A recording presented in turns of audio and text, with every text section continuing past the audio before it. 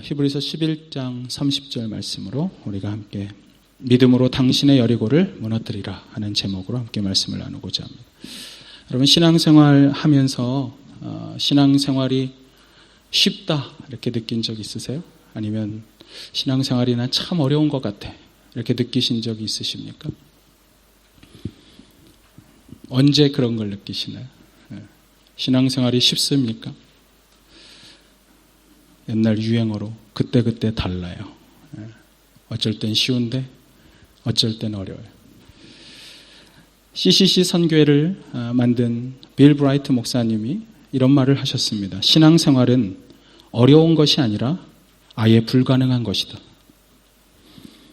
인간의 힘으로 나의 의지와 노력으로는 결코 신앙생활은 가능하지 않다고 그는 말했습니다.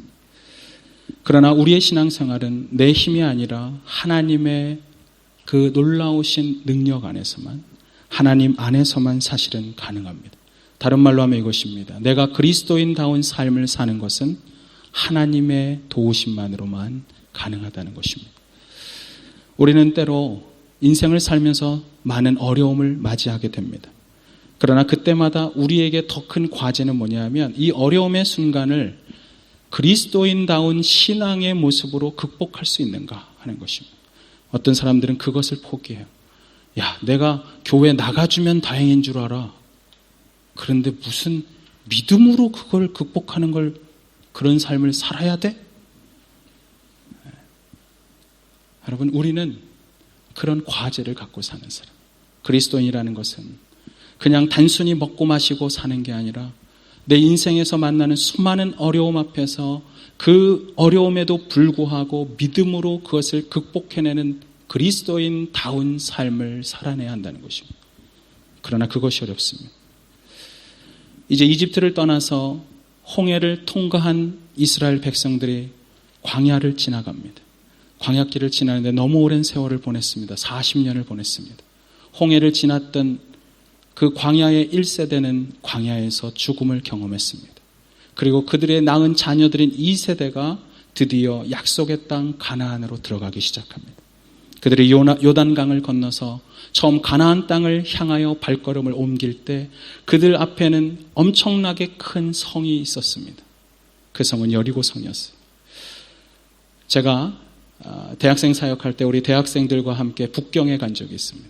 중국 북경에 갔는데 자, 그때 처음으로 자금성을 봤어요. 자금성 역사책에서만 보다가. 여러분 가보신 분들 아시죠? 여러분 자금성 성벽이요, 이 교회 천장보다 높아요. 저는 너무 의리의리해서 제가 너무 기가 죽어서 갑자기 화가 나더라고요. 아니, 성을 지어도 이렇게, 이야. 여러분 경복궁은요, 죄송한 얘기지만 그냥 담 사이가 이렇게 하면 넘어갈 것 같은. 그러나 그 성은 본 순간 저를 압도하더라고요. 근데 더 놀라운 건 이거예요. 문을 열고 들어가는데 들어가도 성벽이 끝나지 않아요. 나는 아직도 성벽을 지나가고 있었어요. 그리고 들어가면 바로 성이 나와야 되는데 자금성 성이 나오는 게 아니라 다시 내성이 있어서 이렇게 어떤 뭐라 그럴까요? 막 도간에 든 것처럼 갇혀놓는 그런 내성이 있습니다. 제가 그것을 통과하고 그리고 선교팀 우리 젊은 친구들과 함께 북경의 많은 곳을 함께 걸었습니다. 사람이 파서 만든 인공 호수라고 했는데 옆에 산이 있어요. 산이. 걸다 사람이 쌓았대요. 제가 굉장히 불편했어요. 마음이. 선교하러 갔는데 중국을 하나도 안 사랑하게 되는 거예요. 여러분 그런 적 있어요? 제가 처음에 그랬어요. 그 민족을 사랑해서 복음을 전하려고 가놓고 안 사랑하기 시작하는 거예요. 이유가 너무 단순해요. 대한민국이 너무 작게 보이는 게 화가 나는 거예요. 중국이 너무 큰 게 화가 나는 거예요. 그리고 의리의리한 그걸 보면서 제가 압도되는 걸 느꼈어요. 제가 오늘 왜 이 말씀을 이렇게 길게 드리냐 하면 오늘 이스라엘 사람들이 여리고 성을 본 순간 느낀 그 느낌이 바로 그런 것입니다. 내가 본 순간 한 번도 나는 이런 성을 본 적이 없어. 지구상에서 한 번도 이런 구조물을 본 적이 없는데 그 그게 성이고 그것이 사람이 쌓은 것이고 그 앞에 서면 나는 압도되어 죽을 것만 같아. 여호수아 6장이 바로 그런 것을 가리킵니다. 그때 6장 1절에 이렇게 기록합니다. 이스라엘 자손들로 말미암아 여리고는 굳게 닫혔고 출입하는 자가 없었더라. 이 말을 하면 마치 이스라엘 사람들 때문에 그들이 문을 닫은 것처럼 보이지만 사실은 이런 것입니다. 굳게 닫힌 문을 보며 이스라엘 사람들은 결코 넘어설 수 없는 성을 맞은 것과 같았다는 것입니다. 결코 나는 한 번도 넘어져 본 적이 없는, 인류가 한 번도 함락시켜 본 적이 없는 저 여리고성에 내가 드디어 왔구나. 닫힌 문을 보며 그것을 느낍니다. 신명기 1장 28절을 보면 가나안 땅을 정복하기 전에 이스라엘 사람들이 12명의 정탐꾼을 보냈어요. 그때 그들의 보고 가운데는 이런 말이 있었습니다. 그 성읍은 크고 성곽은 하늘에 닿았으며, 신명기 3장 5절에는 이렇게 말해요. 그 모든 성읍이 높은 성으로 성벽으로 둘러싸여 있었고 문과 빗장이 있어 견고하며, 이것은 다 이스라엘 사람들이 느낀 것입니다. 그들은 정말 그 성 앞에 나는 메뚜기 새끼같이 보였을 것입니다. 저는 그들의 12정탐꾼이 한 보고가 결코 믿음이 없어서 과장된 보고라고 말하지 않아요. 성경을 가만히 보면 그것은 과장된 보고가 아니라 매우 객관적인 보고입니다. 매우 사실적인 보고입니다. 그들이 볼 때는 정말 아무것도 아닌 것처럼 느껴질 만큼 그 땅에는 높은 성곽이 있었습니다. 그 중에 하나가 한 번도 무너지지 않았던 여리고성입니다. 인간적으로 보면 한 번도 넘어설 수 없었던 성. 그런데 오늘 그 성 앞에 서 있습니다. 여러분, 인생을 살면서 그런 적 없어요? 인생을 살면서 나는 한 번도 넘어본 적이 없는 이 문제거리. 옛날 그 노래 유행가 가사에 그런 거 있었어요. 그대 앞에만 서면 나는 왜 작아지나? 야, 이런 거 들어본 적이 없구나, 여러분들이. 맨날 찬양만 부르셔가지고. 이런 거 진짜 몰라요? 네. 표정들이.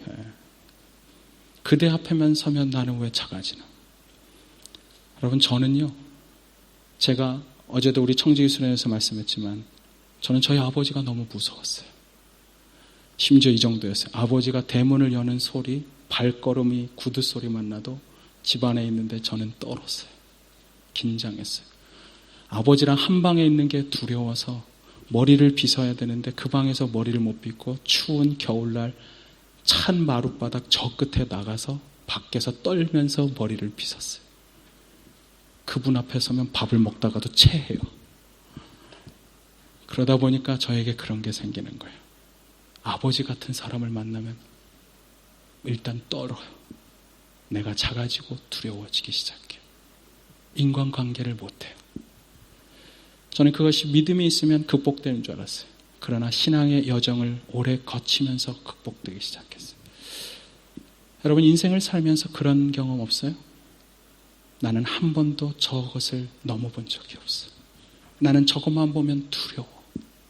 나는 저것만 보면 내가 얼어붙는 것 같고 두려움에 사로잡히고 아무 생각도 안 나고 피하고만 싶어져. 나는 그런 만남도 싫고 나는 그런 일을 만나는 것도 싫고 나는 그런 인생을 사는 내가 오늘이 싫어.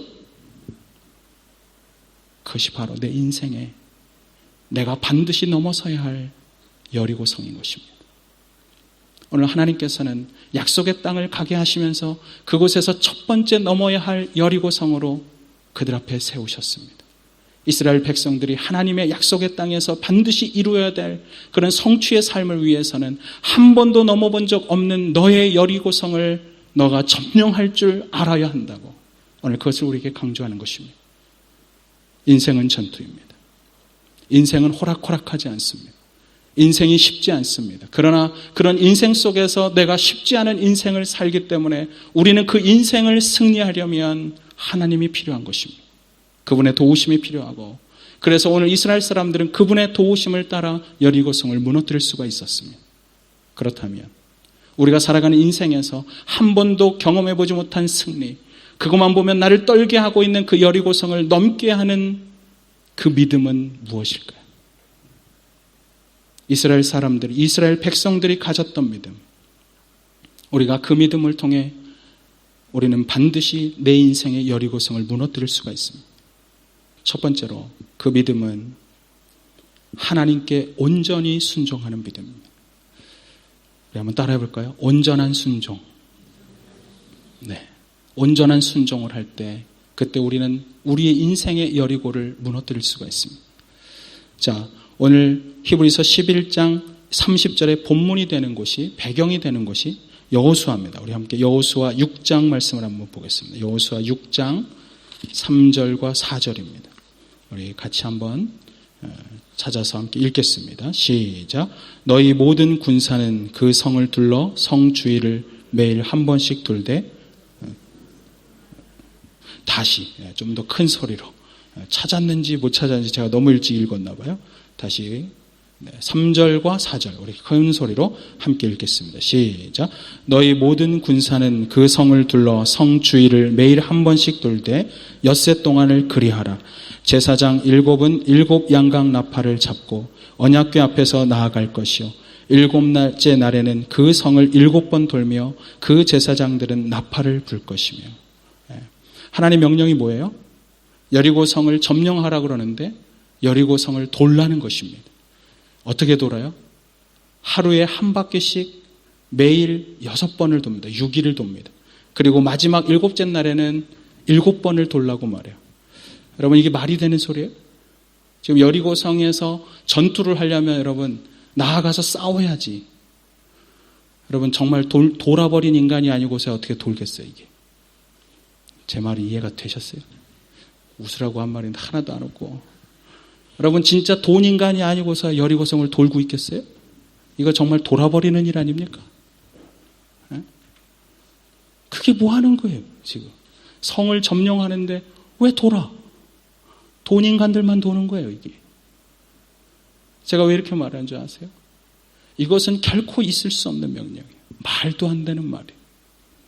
여리고성이 무너지는 그것은 말이 안 되는 그런 명령 앞에 순종할 때 가능했다는 것입니다. 그런데 재밌는 것은 이거예요. 여기서 보면 여리고성 6장에, 여호수아 6장에 보면 그들이 한 바퀴를 돌았습니다. 여리고성은 무너지지 않았습니다. 그 다음 날 그들은 2번째 바퀴를 돌았습니다. 3번째를 돌고 4번째 날에도 돌았지만 그 성은 무너지지 않았습니다. 마지막 7번째 끝까지 다 돌고 13번째 바퀴를 돈 그 순간 그제서야 여리고성이 무너졌어요. 여리고가 무너지는 기적은 한 번의 순종이 아니라 끝까지 순종했을 때 마지막에 일어났다는 사실입니다. 그래서 한 성서학자는 이렇게 말했습니다. 우리의 인생에서 한 번의 순종으로 우리는 하나님을 경험할 수 없다. 내가 하나님을 경험하는 가장 좋은 길은 마지막까지 끝까지 순종하는 것이다. 때때로 우리는 하나님 앞에서 하나님을 경험하고 싶다고 말하면서 기도하기 시작합니다. 하나님을 정말 경험할 수 있어. 하나님은 살아계셔. 그러면서 예배에 집중하기 시작합니다. 어느 날 보지도 않던 성경을 펼쳐서 읽기 시작해요. 그런데 이런 거예요. 아무 일도 안 일어나. 왜 그러지? 내가 이렇게 하는 게 무슨 소용이 있지? 하루 기도했지만 아무 일도 일어나지 않아요. 때때로 신앙은, 그래서 우리의 신앙은 그런 하나님을 경험하지 못하는 것입니다. 교회만 다닐 뿐 한 번도 제대로 된 순종을 하지 않는 거예요. 그러나 한 번의 순종이 우리의 상황을 바꾸지 않을지라도 여전히 오늘 하나님 앞에서 순종의 행진을 걸어가는 사람, 그래서 마지막 한 바퀴를 돌고 마지막 한 바퀴를 돌고 마지막 날에는 7바퀴를 다 걸은 그 사람들만이 여리고성이 무너지는 기적을 경험했다는 것입니다. 끝까지 순종하는 것, 여러분, 그것이 진짜 순종이에요. 온전한 순종이란 말은 사실 있을 수 없습니다. 순종이란 말은 끝까지 순종했을 때만 반드시 그것이 순종했다고 말하는 거예요. 여러분, 부모님이 말했을 때 그것을 한 번 지켰다고 해서 그것은 순종한 게 아니에요. 끝까지 지켜내는 사람만이 부모의 말씀에 순종하는 사람이란 말을 듣습니다. 저는 우리가 끝까지 순종할 수 있는 믿음이 있었으면 좋겠어요. 제가 대학생 사역을 할 때 저랑 같이 사역했던 목사님이 저한테 이런 말 한 적이 있어요. 박영주 목사 그거 알아? 나 옛날에 수영 배웠어. 어디서요? 나 시골 출신이잖아. 시골 출신이 뭐예요? 그래서 무슨 말인가? 우리 집 앞에 저수지가 있었거든. 내가 저수지에서 수영 배웠어. 그런데 내가 집 앞에 그 수영장이 있어갖고 그거 끊었다? 그리고 내가 다녔다? 근데 처음에 나 뭐 시키는 줄 알아? 물장구 치래, 물장구. 근데 그 다음 말이 멋있었어요. 그런데 내가 할게, 안 할게. 그래서 제가 안 했을까? 이러고 있는데 그래도 했어. 물장구 치라 그러면 물장구 치고, 물속에 날 넣지도 않고 물 밖에서 팔만 이렇게 하라 그러는데도 나 그거 했어. 그분이 나중에 어떻게 된지 아시죠? 자, 전에도 말씀드렸어요. 그분이 1년 만에 저병을 하셔요. 저병을. 그분이 저한테 한 말이 있어요. 그거 알아? 수영 강사 앞에서 내가 그동안 했던 수영의 경험은 아무것도 아니야. 내가 그 앞에서 야, 내가 수영 좀 배웠거든. 나 저수지에서 이래봬도 수영했어. 이랬다면 내가 여기까지 가지도 못했어. 여러분, 인생은요, 단순합니다. 하나님이 말씀하시면 그냥 고지곧대로 하는 것입니다. 영어 성경은 고지곧대로라고 표현했어요. 말씀이 올 때마다 그 앞에 단순하게 아이들처럼 고지곧대로 하는 그 순종. 그것이 될 때, 그때 우리는 비로소 우리가 넘어서지 못했던 여리고성을 무너뜨릴 믿음이 생기는 것입니다. 이스라엘 백성들이 가졌던 믿음, 여리고성을 무너뜨릴 수 있는 믿음, 둘째로 그것은 침묵을 훈련하는 믿음입니다. 한번 따라해 보겠습니다. 침묵을 실천하자. 네. 여러분, 침묵을 훈련하는 믿음. 여리고성을 도는 것도 희한한 일인데, 진짜 말도 안 되는 얘기인데, 이 싸움에 또 말도 안 되는 것은 이것입니다. 말을 하지 말라는 것입니다. 우리 한번 그 부분을 읽어보겠어요. 여호수아 6장 10절입니다. 우리 함께 10절 말씀, 못 찾으신 분들은 스크린을 보시고 우리 함께 한 목소리로 크게 읽습니다. 시작. 여호수아가 백성에게 명령하여 이르되 너희는 외치지 말며 너희 음성을 들리게 하지 말며 너희 입에서 아무 말도 내지 말라. 그리하다가 내가 너희에게 명령하여 외치라 하는 날에 외칠지니라 하고. 외치는 것은 맨 마지막 13번째 바퀴까지 끝난 다음에 외치는 거예요. 근데 그동안은 어떻게 하래요? 침묵하라는 것입니다. 왜 침묵을 명령하셨을까요? 하나님께서. 왜 그랬을까요? 저는 그 이유가 두 가지라고 생각해요. 첫 번째 이유는 이 도는 일이 진짜 말도 안 되는 일이잖아요. 그렇죠? 여러분, 말도 안 되는 일을 하면 여러분의 입에서 뭐가 나와요? 불평이 나와요. 불평. 하나님은 그거 아셨어요. 저는 그걸 아셨기 때문에 우리에게 침묵을 명했다고 생각해요. 우리의 인생에서는 그런 일이 일어나는 거예요. 지금 여호수아가 함께 걸어가고 있는 이스라엘 이 백성들의 그 아버지 세대는 아무도 없었어요. 이 사람들은 다 고아들이에요. 광야에서 하나님 앞에서 원망하고 불평하다가 광야에서 죽음을 맞은 우리의 부모 세대들을 바라볼 때 그들은 오늘 내가 불평하는 입술이 있으면 안 된다는 것을 절감했을까요? 안 했을까요? 절감했을 것입니다. 그런데 중요한 거 아세요? 인간이 느꼈다고 불평 안 하나요? 그렇지 않아요. 나는 불평하기를 원합니다. 말이 안 되는 거 앞에서 정말 말도 안 되는 소리라고 말하고 싶어요. 아도 핑크라는 그 목사님은 이런 말을 했습니다. 원망하고 시끄럽게 떠드는 이스라엘이 입을 닫기 시작하기 전까지 하나님은 일할 수가 없었다. 여러분의 인생에서 하나님이 일하시지 않는 이유, 여러분이 아직도 불평을 말하고 있기 때문에. 여러분의 인생에 대해서, 내가 오늘을 살아가는 이 삶에 대해서 마치 다 살아본 인생인 것처럼, 결과를 아는 것처럼 불평하고 원망할 때 하나님은 일하시지 않습니다. 그들이 침묵하지 않았다면 아마도 그들 가운데, 이스라엘의 그 사람들 가운데 누군가는 갑자기 다리가 불편하고 절뚝거리면서 아, 이거 왜 하라고 그러는 거야? 아, 이거 진짜 돌아버리겠네, 진짜. 이러면서 돌고 있는 거예요. 진짜 이래도 안 웃어, 내가. 내가 정말 돌아버리겠네. 이해가 되세요? 와, 정말. 옆 사람 이렇게 물어보겠어요. 당신은 돌고 있습니까? 이렇게 한번 물어보세요. 믿음으로 돌고 있습니까? 한번 물어보세요. 잠에서도 좀 깨어나시고. 야, 이렇게 말해도 말 안 하는 거는 정말 어떻게 해야 될까요?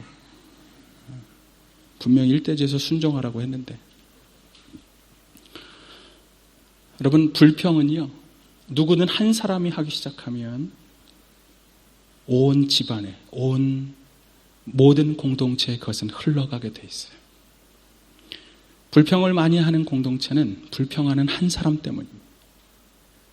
한 사람이 불평을 시작하면 결국 그 불평 때문에 온 집안이 불평을 하고 온 공동체가 불평을 하게 되고 그리고 그들의 믿음의 행진은 좌절되고 멈춰설 수밖에 없는 것입니다. 저는 이것보다 훨씬 더 중요한 이유가 두 번째라고 생각합니다. 왜 침묵하라고 했을까? 우리가 인생에서 침묵해야 되는 두 번째 이유는 바로 이것입니다. 그것은 침묵의 그 시간 하나님께서 자신의 백성들이 하나님 자신을 바라보기를 원하셨다는 사실입니다. 우리가 그 사실을 알 수 있는 게 여호수아 6장 7절 말씀입니다. 우리 7절과 8절 같이 한번 읽어볼까요? 7절, 8절. 여호수아 6장 7절, 8절 같이 읽습니다. 시작. 또 백성에게 이르되 나아가서 그 송을 돌되 무장한 자들이 여호와의 궤 앞에서 나아갈지니라 하니라. 여호수아가 백성에게 이르기를 마침에 제사장 7은 양강나팔 7을 잡고 여호와 앞에서 나아가며 나팔을 불고 여호와의 언약궤는 그 뒤를 따르며. 자, 여기 보시면 7절에 여러분들이 한번 표시해 보세요. 7절 끝에 가면 여호와의 궤 앞에서 나아갈지니라 이렇게 써 있어요. 여기는 뭐 앞에서 나아간다? 네, 여호와의 궤. 8절에 가면 중간에 이렇게 되어 있습니다. 제사장 7은 양강나팔 7을 잡고 그 다음에 뭐 앞에서? 누구 앞에서? 여호와 앞에서. 분명히 그들은 여호와의 궤 앞에서 걸어가고 있었습니다. 그들이 행진하는 걸음의 뒤에는 여호와의 궤가 있었습니다. 그런데 오늘 성경은 이렇게 해석합니다. 그것을 보고 그들은 여호와 앞에서 나아가고 있었다. 여러분, 홍해를 건너왔을 때 그들이 언약궤를 광야 시내에서 만나고 나서 그들이 그곳을 행진할 때마다 언약궤는 언제나 그들의 앞에 있었습니다. 그들과 함께하고 있었습니다. 그들이 멈춰서면 언약궤가 가운데 있고 12지파가 각각의 무리를 둘러싸고 있었습니다. 그들이 행진할 때 언약궤는 앞에 있든지 뒤에 있든지 중요한 것은 이것입니다. 그들과 함께 가고 있었다. 그런데 오늘 성경은 이렇게 말합니다. 언약궤를 그냥 간 게 아니라 언약궤가 가는 그것은 여호와가 함께하는 것이라고. 그들은 오늘 침묵하면서 불평하는 마음이 들어왔지만 그것을 잠재우면서 그들의 시야는, 그들의 생각은 오늘도 나를 인도하시고 뒤에서 이끌어주시고 나를 밀어주시는 그 하나님께 돌아가고 있었던 것입니다. 여러분, 인생의 걸음에서 우리가 왜 침묵해야 되는 줄 아세요? 불평의 입을 닫아야 하는 이유는 하나님을 바라봐야 하기 때문입니다. 그 하나님이 나와 함께하고 있는 것이 우리는 들리지 않을 때가 있어요. 불평하면. 우리는 많은 경우에 우리는 얼마나 많이 불평하는지 몰라요. 내가 가는 길마다 나보다 앞서서 행하시고 내 뒤에서 나를 이끄시는 하나님이 있음에도 불구하고 우리가 시끄럽게 떠들고 원망하고 불평하고 침묵하지 않으면 그 하나님이 안 보인다는 사실입니다. 오히려 세상 옆에서 우리는 끊임없는 불평을 내려놓을 것입니다. 그래서 A.W. 토저는 이런 말을 했어요. 그리스도인의 경건의 훈련 중에 가장 중요한 것은 침묵의 훈련이다. 왜냐하면 침묵을 배우지 않고는 하나님의 음성을 들을 수가 없기 때문이다. 우리는 때때로 지나치게 시끄러운 나머지 불필요한 이야기를 하면서 인생을 허비할 때가 얼마나 많은지 몰라요. 여러분, 떠들다 보면 다른 사람의 소리가 들리지 않아요. 저는 가끔 그런 말을 들을 때도 있어요. 실컷 가서 얘기하고 온 것 같은데 집에 왔는데 허전해요. 그렇다는 얘기를 해요.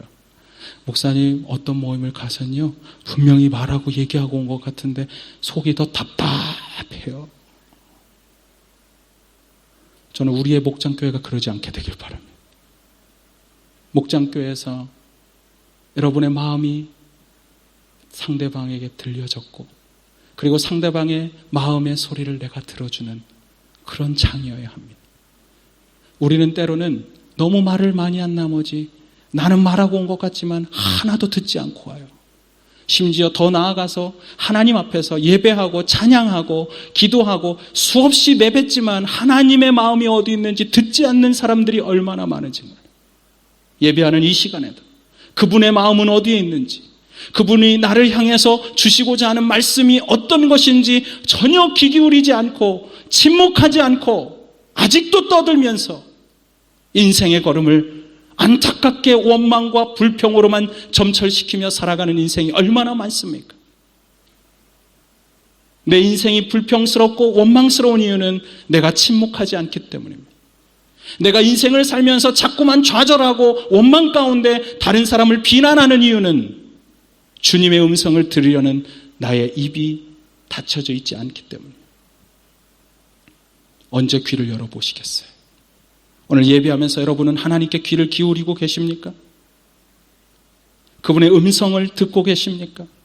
내 인생의 걸음을 걸을 때마다 이 가정이 정말 걸어야 할 걸음을 하나님이 어떻게 인도하실 것인지 그분 앞에 귀를 기울이고 계십니까?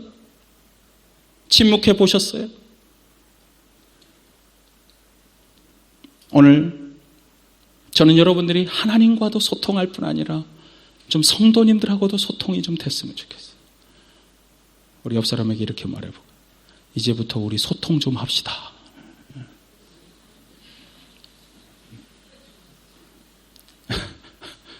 한번 이렇게 말해보세요. 나 이제 그만 말할게. 자, 해보세요. 해보라는데 하나도 안 해. 자, 해보세요. 그만 좀 떠들게. 나 이제 들을게. 나 당신의 마음을 듣고 싶어.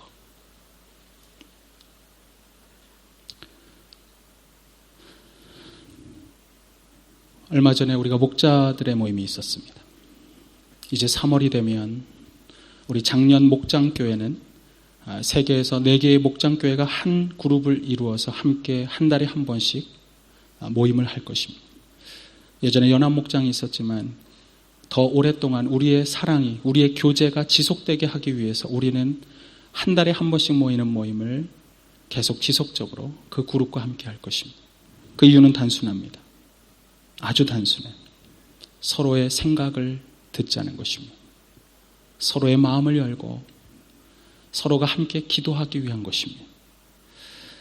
이것을 이야기하면 어떤 분들은 부정적으로 반응할 수가 있어요. 나 그 목장 싫은데?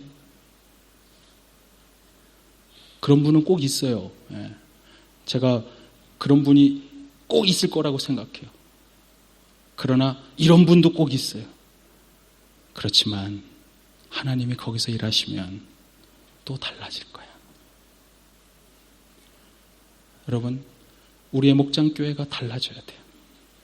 우리의 목장원만이 아니라 더 많은 우리의 교회 공동체의 사람들이 서로 교제하고 함께 사랑으로 하나가 되어야 돼요. 제가 충격받았어요. 얼마 전에 새로 오신 분이 그래요. 지구촌 교회는 쌀쌀 맞은 거 알지만 정말 쌀쌀 맞던데요. 와, 제가 지구촌 교회 담임 목사인데 제 앞에서 그분이 뭐 나쁜 말로 한 건 아니었어요. 그냥 우스갯소리로. 그러나 저는 그 말이 왜 자꾸 집에 왔는데도 생각이 나고 제가 생각해 봤어요. 해밀턴에서 지구촌 교회가 쌀쌀 맞는 교회가 돼버렸다니 참 안타깝다. 이제는 극복해야 돼요. 더 이상 쌀쌀 맞지 마십시오. 여러분의 일터에서 쌀쌀 맞게 굴지 마십시오. 스시 하나 더 주세요. 네? 장국 좀 더 많이 드리세요. 쌀쌀 맞게. 그거 아니라고 뭐 이러지 마시고 이렇게 빼가지 말고 드리세요. 야, 지구촌 교회는 참 마음도 넓어.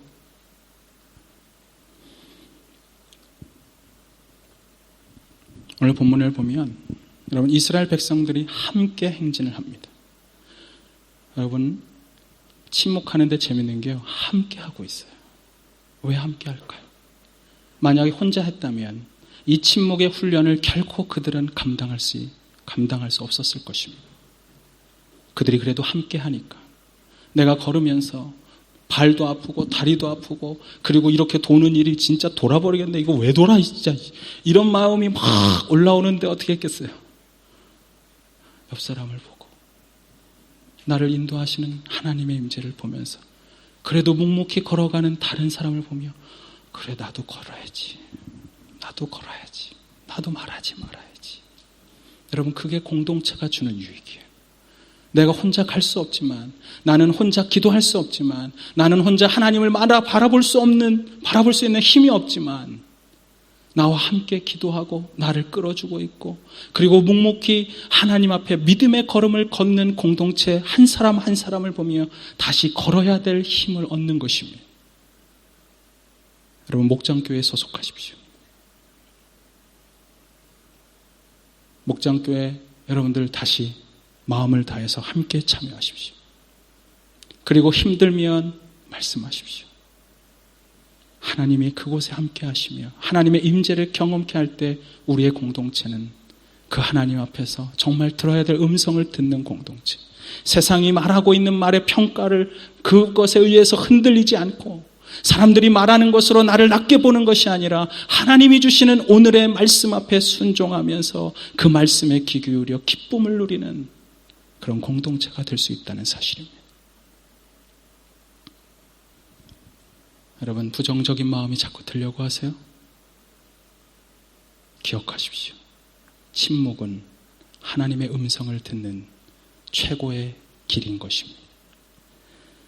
우리가 그렇게 하나님을 바라보고 침묵하며 주님께 가까이 갈 때, 공동체가 함께 그런 침묵을 할 때 우리는 여리고성을 무너뜨릴 수 있습니다.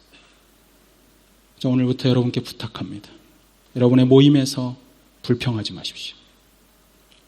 목장교회 모임에서 기도 제목을 빙자해서 누군가를 비난하지 마십시오.